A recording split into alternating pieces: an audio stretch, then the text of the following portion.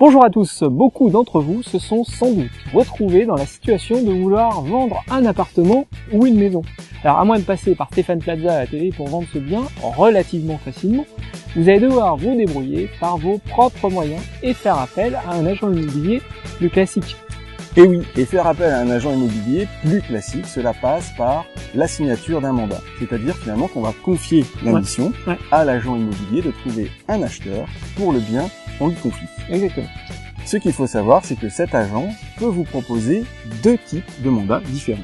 Exactement, Gaëtan. Et c'est le thème que nous allons aborder aujourd'hui dans cette nouvelle vidéo d'Investir Malin pour aujourd'hui et pour demain, la chronique des investisseurs qui vendent, mais qui sont avertis.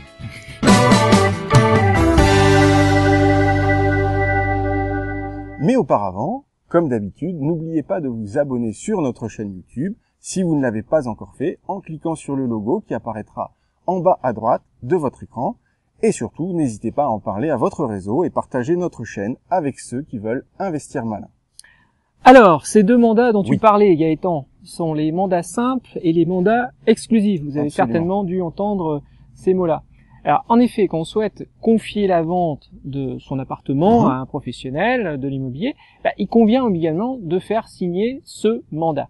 Et sur ce document devra figurer des éléments incontournables, comme l'identité du ou des vendeurs, évidemment, les coordonnées, ainsi que les informations légales concernant le ou les agences en charge de la vente, la désignation du bien, aussi précise soit-elle, le prix, évidemment, les conditions d'exécution du mandat, notamment sa durée, on en reparlera un petit peu après, et puis, évidemment, les honoraires de vente, car tout ça n'est pas gratuit. Absolument. Alors, deux possibilités s'offrent alors au vendeur.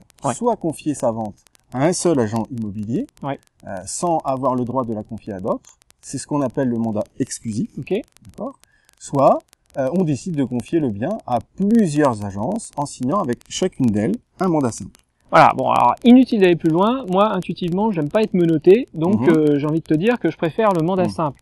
En le confiant à plusieurs agences, je démultiplie aussi ma force de frappe et les chances de vendre le bien. Plus il y a de personnes impliquées dans la vente de biens, mieux c'est, je pense. L'appartement va apparaître sur plusieurs devantures d'agences immobilières, donc il devrait y avoir plus de visites. Je commence à me dire que la réponse au choix du type de mandat, là, c'est en fait évident, non? Alors, je comprends. Ce que tu dis est vrai, mais attention quand même. La quasi-totalité des acquéreurs ne font plus leur recherche d'appartement en faisant le tour des devantures d'agences immobilières. Finalement, ils utilisent des sites internet immobiliers, des applications sur les smartphones, par exemple seloger.com, Le Bon Coin, enfin voilà, il y en a des tonnes. Bien ici, le petit nouveau. Absolument. Alors finalement, les acheteurs scrutent au quotidien les annonces en utilisant des systèmes d'alerte avec des requêtes qui sont préenregistrées. Puis finalement, du coup, on est informé directement sur la boîte mail pour chaque bien mis sur le marché. Chaque bien qui correspond finalement aux critères qu'on a exposés. Ouais, je vois ce que tu veux dire. Donc en fait, la stratégie la plus adaptée au contexte actuel et puis au mode de fonctionnement des acquéreurs, si je puis dire, c'est pas forcément de démultiplier l'exposition du bien dans plusieurs agences pour en tartiner partout dans les rues, mais bien de démultiplier l'exposition de son bien sur tous les supports internet. Donc dans le cadre du mandat simple, un même bien IMO va se présenter dans plusieurs agences. L'acquéreur verra de fait le même bien plusieurs fois sur internet. Sur le même site, donc puisque chaque agence il va le mettre en ligne sur les différents sites internet, c'est pas forcément idéal en termes d'image du bien, parce que ça veut dire on est un peu en détresse là. Donc ça va donner l'impression que le bien a du mal à se vendre, et c'est juste un effet en fait collatéral du mandat simple. Absolument, c'est un des risques potentiels. L'autre point à surveiller, c'est l'implication des agents immobiliers en présence d'un mandat simple. En effet, voilà qu'ils sont pas seuls à commercialiser le bien, finalement leur degré de motivation sera peut-être un petit peu moindre finalement. Alors qu'un mandat exclusif, ça permet d'avoir un interlocuteur unique qui sera normalement à 100% impliqué pour mener à bien votre opération.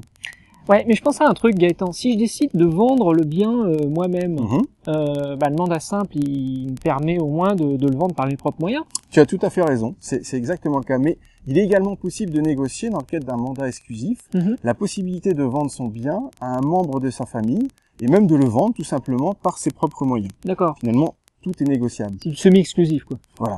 L'enjeu est donc finalement, si on choisit un mandat exclusif, de sélectionner avec soin la personne ou l'agence qui s'occupera de la vente du bien. D'accord.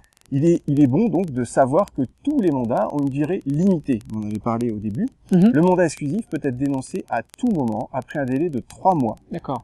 Cela se fait par courrier avec un accusé de réception et avec un préavis d'environ 15 jours. D'accord. Bon, j'ai bien compris la différence entre d'un côté le mandat simple et puis ce fameux mandat exclusif. L'autre jour, une agence m'a proposé un mandat exclusif avec la possibilité de partager mon bien avec d'autres agences. Du coup, c'est un mandat simple ou un mandat exclusif? Alors, effectivement, il y a certaines agences qui proposent des mandats exclusifs, mais qui sont partagés avec un réseau d'agences locales. Ouais. C'est des choses qui se font. Ils vendent alors le bénéfice de la force commerciale de plusieurs agences sur un périmètre finalement assez concentré. D'accord. Alors par exemple, on peut citer le réseau Amepi, qui est assez connu. Ouais. Alors sur le papier, ça peut avoir du sens, car finalement ça allie les côtés positifs du mandat simple et puis aussi du mandat exclusif. Ouais. Pour autant, l'agence qui signe le mandat exclusif bénéficie d'une commission qui est un peu plus importante que les autres, ce qui nuance un petit peu quand même l'implication des autres qui se retrouvent dans une situation finalement proche du mandat simple. Ouais, d'accord. Bon, alors finalement là, pour nos internautes, qu'est-ce qu'on leur conseille du mandat exclusif? C'est en effet ce type Attention, de mandat... Attention, pas de réponse, c'est un normand là. Hein. Ouais, c'est plutôt ça qu'on aurait tendance à préconiser, surtout si vous êtes confiant sur l'estimation du bien. Ouais. Bon, il faut également faire attention à la durée du mandat, on en a parlé, afin de pouvoir passer en mandat simple, si jamais on sent que l'agent immobilier finalement ne fait pas l'affaire. Ouais. Ok, alors merci d'avoir suivi cette chronique très intéressante. Si vous avez le projet de vendre une maison ou un appartement, nous pouvons vous mettre en relation avec un agent immobilier de confiance qu'on connaît très très bien. Pour cela, rien de plus simple, il vous suffit de nous laisser vos coordonnées afin de pouvoir vous rappeler. On ne vous promet pas Stéphane Plaza, mais ça pourrait ne pas être très loin, c'est un petit indice qu'on vous donne. Alors, nous avons également besoin de votre retour. Si vous avez apprécié cette vidéo, cliquez sur l'icône j'aime. Cela permettra à YouTube d'aider les investisseurs motivés et les vendeurs de biens immobiliers à trouver cette vidéo. N'oubliez pas de cliquer sur le lien qui apparaîtra juste après afin de concrétiser au plus vite votre projet de vente. C'était Alexandre Brunet et Gaëtan Lefebvre du blog Construire sa retraite pour la chronique Investir malin pour aujourd'hui et pour demain. À très bientôt.